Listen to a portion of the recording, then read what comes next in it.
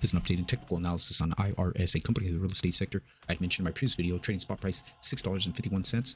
It was February 18th, 2023. We had this huge parabolic momentum fueled, almost a short squeeze fueled rally, bear market rally, right amongst this key primary parabolic trend line here. Looks like we're putting in a classic head and shoulder looking top here, coinciding with the 236 fibs retracement and gap support. I had mentioned it would be time to scale in on a breakdown below. Key resistances up above to scale into, and then complete in a great risk reward ratio to the downside there. And here is the update.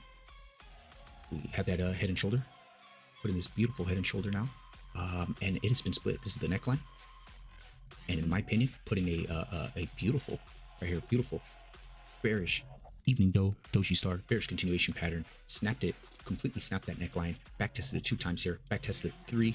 4th time, coinciding with the 350 moving average and gap support, and never look back. In my opinion, this is as close and as good as you can get for a sell signal as you can possibly get there. And the entire trade thus far has been good for, zoom in here, good for a 9% crash. And I truly believe that these are just the beginnings to a much larger drop. Maybe we get that counter trend rally right back up to that 236 pips resistance, which would add an additional objective short trade entry, if not entry to your add-on positions. You got that resistance up above there too, coinciding with the 350 moving average.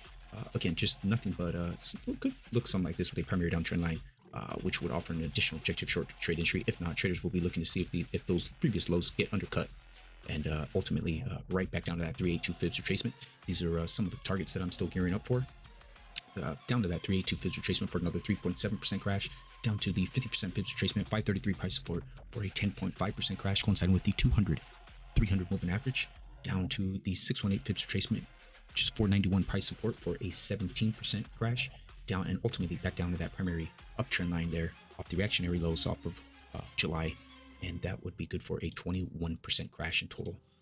Dip buyers, long traders, they need to potentially start stepping up in here, start gaining some of these bounces and or counter trend rallies.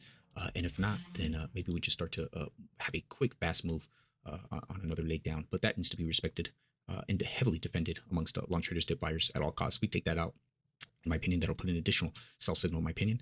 And maybe not as dramatic as that, but again, something like that for another big move to the downside.